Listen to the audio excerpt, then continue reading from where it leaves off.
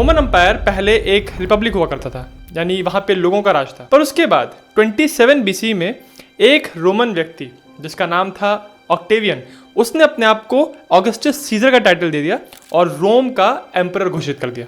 इसी के बाद से रोमन एम्पायर की ऑफिशियली स्टार्टिंग होती है। अगले आने वाली बहुत सारी सेंचुरीज तक रोमन्स ने अपनी बाउंड्रीज को लगातार बढ़ाया और सैकड़ों लड़ाइयों में पार्टिसिपेट किया।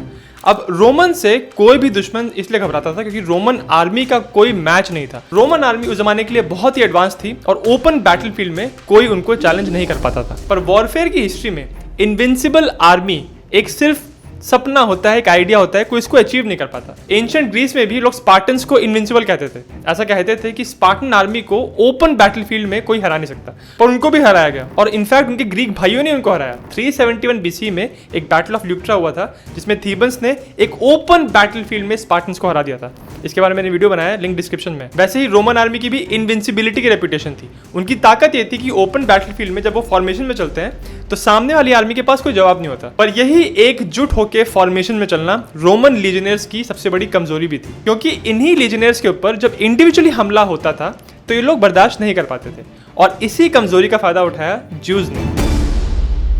कहानी शुरू होती है 63 BC के जुडेया से। ये वो साल था जब एक रोमन जनरल पॉम्पी एक कैंपेन के दौरान लेवांट में आया। इसी के बाद से जुडेया में रोमन्स का दबदबा हो गया। फिर साल 37 BC में रोमन्स ने एक अपने व्यक्ति को जो उनको सपोर्ट करता था, हेरोड द ग्रेट, उसको गद्दी पे बैठाया और यहाँ से रोमन्स का इनडायरेक्ट कंट्रोल जुडेया के ऊपर शुरू हो गया। उसके बाद जब हेरोड द ग्रेट की मौत हुई तो उसके बच्चों को राज मिला और उसके बाद रोमन्स का ऑलमोस्ट जुडेया के ऊपर पूरा कब्जा हो चुका था। जुडेया में ज्यूज की जनसंख्या बहुत ज्यादा थी और धीरे धीरे उनके और रोमन्स के बीच में धार्मिक टेंशनें बढ़ने लगी। ज्यूज इस बात को जानते थे कि यहाँ पे रोमन्स का राज है, रोमन्स की आर्मी बहुत स्ट्रांग है और इसीलिए जब भी कोई जाति करते हैं तो ज्यूज लोग कुछ खास कर नहीं पाते। पर ज्यूज रोमन से नफरत तो करते थे, ये लोग बाहर से आए हैं, हमारे पे राज कर रहे हैं। तो रोमन्स एक कोई टैक्स लगाते थे ज्यूज के ऊपर, उसके खिलाफ इन लोगों ने प्रोटेस्ट किया।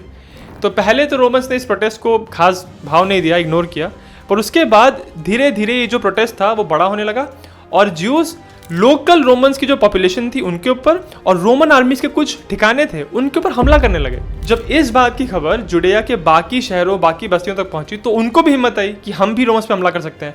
तो इस तरह से जुडेया के अंदर जहां जहां भी रोमन आर्मी के ठिकाने थे वहां पे अब ये ज्यूज हमला कर रहे थे। अब फाइनली सिचुएशन इतनी खराब हो गई कि रोमन्स जिस किंग को बैक कर रहे थे, अग्रिप्पा II, उसको भी जुडेया छोड़ के भागना पड़ा। अब रोमन्स के लिए पानी सर के ऊपर चढ़ चुका था। वो जानते थे कि जुडेया के पास कोई प्रोफेशनल आर्मी ही नहीं है और हमारे पास लीजनर्स हैं, ये कैसे हमको ऐसे चैलेंज कर रहे हैं। तो फिर उन्होंने फैसला किया कि जुडेया के लोगों को सबक सिखाने के लिए वहां पे अपने लीजन्स भेजने पड़ेंगे और इस तरह से रोमन्स ने अपनी एक आर्मी तैयार की जिसमें 30,000 से ज्यादा लीजनर्स थे। उनको उन्होंने सीरिया से निकाल के जेरूसलम पे हमला करने के लिए भेजा। इस रोमन कंटिंजेंट के लीडर थे सेस्टियस गैलस। तो इनके जो लीजनर्स थे जब ये जेरूसलम के रास्ते में थे तो जितने भी रास्ते में बस्तियां आ रही थी, शहर आ रहे थे, उन सबको ये रोमन लीजनर्स तहस नहस कर रहे थे, बर्बाद कर रहे थे। ये सब कुछ लोकल ज्यूज की जनता देख रही थी। वो देख रहे थे कि एक तो ये बाहर से हम पे राज करने के लिए आ गए और जब हमने कुछ बगावत की, टैक्स के खिलाफ कुछ कहा, तो ये लोग हमारे शहर पे हमला करने के लिए रास्ते में जितने शहर हैं उनको पूरी तरह खत्म कर रहे हैं। तो इसकी वजह से जो ज्यूज के प्रति डर होना चाहिए था वो तो पता नहीं, पर उनके मन में नफरत और बढ़ रही थी। फाइनली मार्च करते करते जब रोमन लीजनर्स जेरूसलम के पास पहुंचे तो माउंट स्कोपस के पास उन्होंने अपना कैंप लगाया। इस कैंप में से फिर रोमन्स ने अपने 2 मैसेंजर्स लिए और उनको रेबल्स के पास भेजा जेरूसलम के अंदर। इन 2 मैसेंजर्स ने रेबल्स को बताया कि ये जो आप यहाँ बगावत कर रहे हैं, पूरा अपने शहर को पकड़ के रखा है, अगर आप अपने हथियार डाल दें और सरेंडर कर दें तो हम आपको कोई नुकसान नहीं पहुंचाएंगे और यहाँ से चले जाएंगे। ये मैसेज जब उन्होंने रेबल्स को दिया तो रेबल्स ने ये जो 2 मैसेंजर थे उनमें से एक को तो मार ही दिया और दूसरे को बहुत बुरी तरह घायल करके वापस भेजा रोमन कैंप में। तो जब रोमन कैंप में ये घायल हुआ मैसेंजर वापस आया और उसने बताया कि इस तरह से उसके साथ सलूक किया गया है तो रोमन कमांडर गैलस बिल्कुल आंख बबूला हो गए कि एक तो इनके पास कोई आर्मी नहीं है और ये छोटी मोटी इनकी कोई फोर्स होगी, इनके पास कोई वेपन्स भी नहीं है, आर्मर भी नहीं है, कैसे ये हमारे साथ ये बर्ताव कर रहे हैं। तो फिर उन्होंने फुल ऑर्डर दे दिया कि अब हम जेरूसलम पे हमला करेंगे और इसके बाद लीजनर्स पूरी फ्यूरी के साथ, पूरे जोश और गुस्से के साथ जेरूसलम के ऊपर टूट पड़े। 5 दिन तक लीजनर्स ने जेरूसलम के ऊपर हमला किया, परंतु उसके बाद लीजनर्स के कमांडर गैलस ने इस हमले को कॉल ऑफ कर दिया। उसने कह दिया कि हम इस ऑफेंसिव को आगे कंटिन्यू नहीं करेंगे। एक रोमन ज्यूइश हिस्टोरियन थे जिनका नाम था फ्लैवियस जोसेफस, ये एक्चुअली वहीं पे थे उस समय, और उन्होंने कहा था कि अगर गैलस अपने अटैक को कंटिन्यू रखते तो जेरूशलेम की दीवारें पूरी तरह गिर जाती और रोमन्स अंदर आ जाते और यहाँ भी शहर को पूरी तरह बर्बाद कर देते। पर पता नहीं क्यों गैलस ने इस अटैक को रोका। आज भी जब रोमन्स के इस अटैक की बात होती है तो कोई समझ नहीं पाता कि गैलस ने अपने अटैक को रोका क्यों। और इनफैक्ट ऐसा हिस्ट्री में एक दो बार और पहले हुआ है। सेकेंड वर्ल्ड वॉर के दौरान भी वेस्टर्न फ्रंट पे 1940 में एक बार ऐसा मोमेंट आया था जब जर्मन्स अपने ऑब्जेक्टिव को पाने ही वाले थे, तब उनके कमांडर ने उनको अटैक करने से रोक दिया। अगर आपको पता है कि मैं कौन सी इवेंट की बात कर रहा हूं तो मुझे कमेंट्स में बताना। ठीक वैसे ही गैलस ने इस अटैक को क्यों रोका, इसके बारे में भी लोग अपनी अपनी कुछ राय देते हैं। एक बहुत पॉपुलर ओपिनियन ये है कि वो जानता था कि वो अपनी सप्लाई लाइन से बहुत दूर आ गया है और अगर वो शहर के अंदर पूरी तरह घुस गया तो लोग बहुत नाराज हो जाएंगे। वहाँ पे लोग रिलीजियस सेंटिमेंट्स हैं लोगों के अंदर और हमने अपना मैसेज ऑलरेडी उन तक पहुँचा दिया है। 5 दिन तक हमने जेरूशलेम के बाहर के एरियाज को पूरी तरह डिस्ट्रॉय कर दिया है, तो लोग अब घबरा चुके हैं और हमारे मैसेज को समझ चुके हैं, तो हमको अंदर तक जाने की जरूरत नहीं है। और दूसरी बात मैंने कहा कि सप्लाई से बहुत दूर हो चुके थे, तो अगर हम अंदर चले गए तो शायद हमारी सप्लाई से हम कट ऑफ हो जाए और सर्दियों के महीने शुरू होने वाले थे। और जैसे मैंने आपको बहुत बार बताया है पिछले वीडियोस में, पहले के ज़माने में इनफैक्ट आज भी जब भी आप कोई बड़ा ऑफेंसिव एक्शन प्लान करते हैं तो आप हमेशा ये कोशिश करते हैं कि जो भी आपकी कैंपेन के विपरीत महीने हैं, मतलब जो आपके कैंपेन को सपोर्ट नहीं करने वाले हैं, खास करके सर्दी के महीने, उस पॉइंट पे आपने कैंपेन को रोक दो या उसके पहले ही कैंपेन को किसी तरह से निपटा दो। और यही रोमन्स भी करते थे। जब भी वो कोई दूसरी जगह पे बड़ा एक्शन करने आते थे तो उनका हमेशा टारगेट होता था कि सर्दी शुरू होने से पहले हमको अपने कैंप में वापस आना है। और यही शायद गैलस भी सोच रहे थे, इसीलिए उन्होंने इस अटैक को रोका। पर इस अटैक को रोकने का जो इफेक्ट गैलस ने सोचा था उसका बिल्कुल उल्टा इफेक्ट ज्यूज के ऊपर हुआ।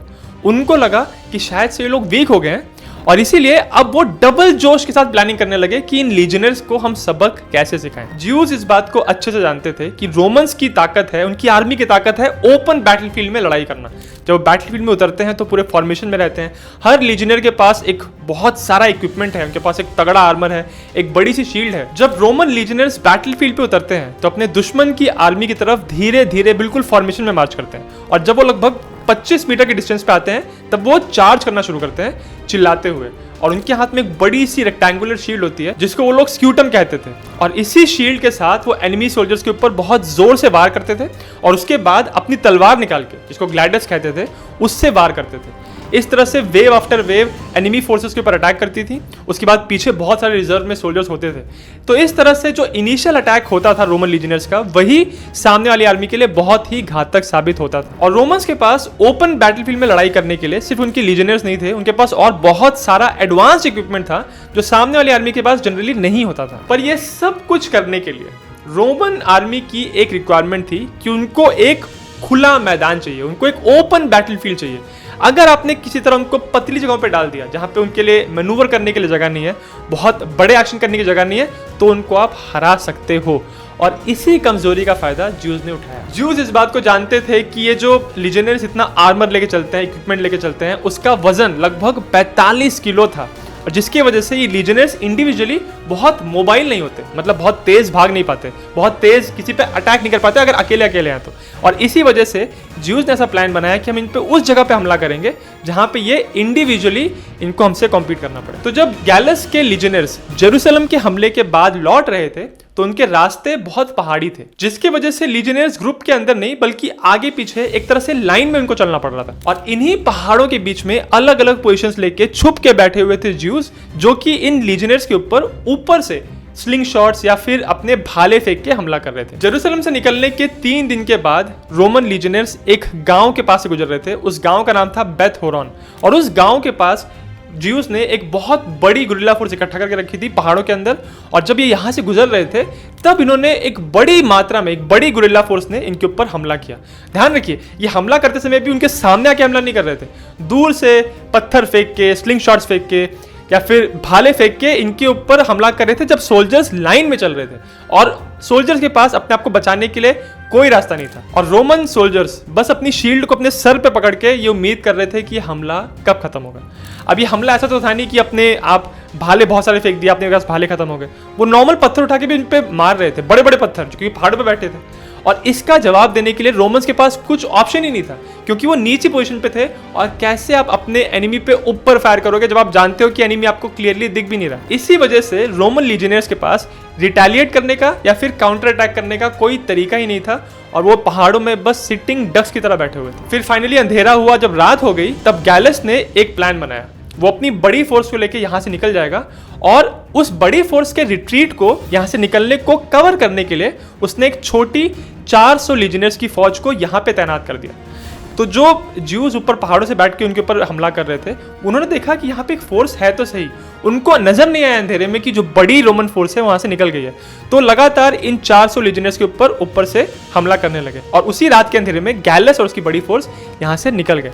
ये जो आप एक पीछे छोटी फोर्स छोड़ देते हो अपनी बड़ी फोर्स को प्रोटेक्ट करने के लिए, उसकी रिट्रीट को प्रोटेक्ट करने के लिए, इसको मिलिट्री की भाषा में रियर गार्ड कहते हैं। फिर जब सुबह हुई और ज्यूज ने देखा कि यहाँ पे सिर्फ 400 लीजियनर्स हैं और बाकी सारे यहाँ से अंधेरे में गायब हो गए हैं, तब ये सारे जो ज्यूज थे वो नीचे उतरे और उन्होंने इन 400 के 400 लीजियनर्स को मौत के घाट उतार दिया। और उसके बाद भी उनमें इतना गुस्सा था कि ये जो बड़ी रोमन फोर्स यहाँ से निकल गई थी उनका पीछा करने लगे ये लोग। हालांकि ये ज्यूज इस रोमन फोर्स को पकड़ तो नहीं पाए, पर फिर भी इस पूरे प्रोसेस में जो उन पे माउंटेन्स में हमला हुआ था और ये जो रिट्रीट कर रहे थे, इस पूरे प्रोसेस के दौरान गैलस ने 5700 से ज्यादा लीजियनर्स को गवा दिया। और ये गैलस के लिए और ओवरऑल रोमन आर्मी के लिए एक बहुत बड़ी बेइज्जती की बात थी, क्योंकि कहने के लिए वो जेरूसलम में ज्यूज को हरा के आ रहे थे, उनको एक तरह से दया दिखा के लौट रहे थे, पर लौटते समय उन्हीं ज्यूज ने इनकी इतनी बुरी हालत कर दी कि इनको यहाँ से दुम दबा के भागना पड़ा। अब दुनिया को देख के तो ये लग रहा था ना कि रोमन्स के पास इतनी अच्छी आर्मी है, इतना अच्छा इक्विपमेंट, इतना आर्मर है,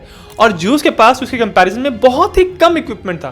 कहने के लिए उनके पास एक प्रोफेशनल आर्मी भी नहीं थी, पर ऐसी आर्मी ने इतनी सॉलिड, इतनी अच्छी इक्विपमेंट वाली आर्मी को कैसे हरा दिया, बेइज्जती करा दी उनकी। और इस तरह से बैटल ऑफ बेथ होरन में ज्यूज की जीत हुई रोमन आर्मी के खिलाफ।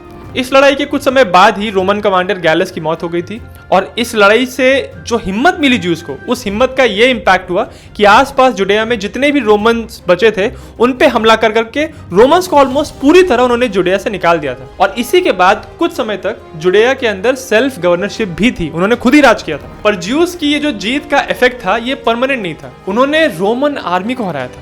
और कोई इतना बड़ा अगर एम्पायर चला रहा है तो वो इस बात को बर्दाश्त नहीं कर पाएगा कि एक छोटी नॉन प्रोफेशनल गुरिल्ला फोर्स ने कैसे हमारी आर्मी को हरा दिया। तो इसकी वजह से जुडेया से बदला लेने के लिए, उनको सबक सिखाने के लिए अब रोमन सेनेट और उनके एम्पायर ने डिसाइड किया कि हम एक बड़ी फोर्स, पूरी ताकत झोंक के इन लोगों को हराएंगे जुडेया में जाके। और उन्होंने अल्टीमेटली अपना बदला भी लिया, और जुडेया की जो सेल्फ गवर्नरशिप थी वो बहुत समय तक चली नहीं। ऐसा भी नहीं था कि बैटल ऑफ बेथ होरन पहली बार था जब रोमन आर्मी को किसी गुरिल्ला फोर्स ने हराया था। इसके पहले 9 CE में एक ऐसी ही गुरिल्ला फोर्स ने रोमन्स को एक जंगल में हराया था। ये जो गुरिल्ला फोर्स थी ये जर्मैनिक ट्राइब्स की थी, और इनको लीड कर रहे थे आर्मीनियस, जो कि बहुत इंटरेस्टिंगली ऑलरेडी रोमन आर्मी में सर्व कर चुके थे। तो रोमन आर्मी से सर्व करके वहां से एक्सपीरियंस लेके उनको रोमन आर्मी कैसे काम करती है, कैसे मार्च करती है, ये सारी इंफॉर्मेशन मिल गई थी, और वो इंफॉर्मेशन जाके उन्होंने एक गुरिल्ला फोर्स को दे दी, और उसी गुरिल्ला फोर्स ने फिर भारी मात्रा में रोमन लीजियनर्स को मारा था। ये जो लड़ाई हुई थी इसको बैटल ऑफ ट्यूटरबर्ग फॉरेस्ट कहते हैं, मैंने इस पे वीडियो बनाया है, लिंक डिस्क्रिप्शन में है। उस लड़ाई में रोमन्स ने 3 लीजन्स को पूरी तरह गवा दिया था, और ये और भी बड़ी हार थी रोमन्स के लिए, क्योंकि जंगलों में जर्मैनिक ट्राइब्स ने उनको हरा दिया था। और इसी लड़ाई के बाद हालांकि रोमन्स ने बदला लिया आर्मीनियस से, और आर्मीनियस को उसके आगे आने वाली लड़ाइयों में हराया, पर फिर भी इस लड़ाई के बाद एक ऐसा इंपैक्ट हुआ था रोमन हिस्ट्री में कि राइन नदी के ईस्ट साइड पे कभी भी रोमन एम्पायर ने अपने एम्पायर की बाउंड्री को बढ़ाने की कोशिश नहीं की।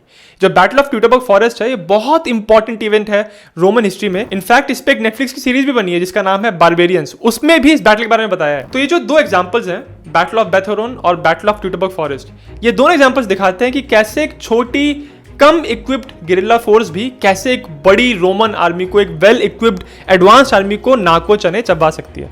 हालांकि इन दोनों बैटल्स में रोमन्स की हार हुई, और दोनों बैटल्स के बाद रोमन्स ने बदला लिया, पर गुरिल्ला फोर्स की जो इफेक्टिवनेस है वो साफ साफ नजर आती है इन दोनों एग्जांपल से। और इनफैक्ट वॉरफेयर की हिस्ट्री में ऐसे दर्जनों एग्जांपल हैं जब छोटे गुरिल्ला फोर्स ने एक बड़ी फोर्स को हरा दिया था। इसीलिए पूरी हिस्ट्री में जितने भी बड़े बड़े एम्पायर्स हुए हैं वो गुरिल्ला फोर्स के साथ कोई खास तरीके से डील नहीं कर पाते थे। पर फिर भी ये बात कहनी होगी कि रोमन्स ने बाकी एम्पायर्स के कंपैरिजन में गुरिल्ला फोर्सेस के साथ थोड़े से बेहतर से डील किया, उनको थोड़ी ज्यादा सक्सेस मिली थी। और इसके बारे में मैंने वीडियो बनाया है कि क्या खास बात थी रोमन्स के अंदर कि बाकी एम्पायर के कंपैरिजन में वो गुरिल्ला फोर्सेस के अगेंस्ट थोड़े ज्यादा सक्सेसफुल थे। उसका लिंक डिस्क्रिप्शन में है। और इस वीडियो की रिसर्च मैंने ज्यादातर एक बुक से की है, उस बुक का लिंक भी डिस्क्रिप्शन में है। और अगर आपको वीडियो अच्छा लगा तो मेरे चैनल जिज्ञासियम को सब्सक्राइब जरूर करें।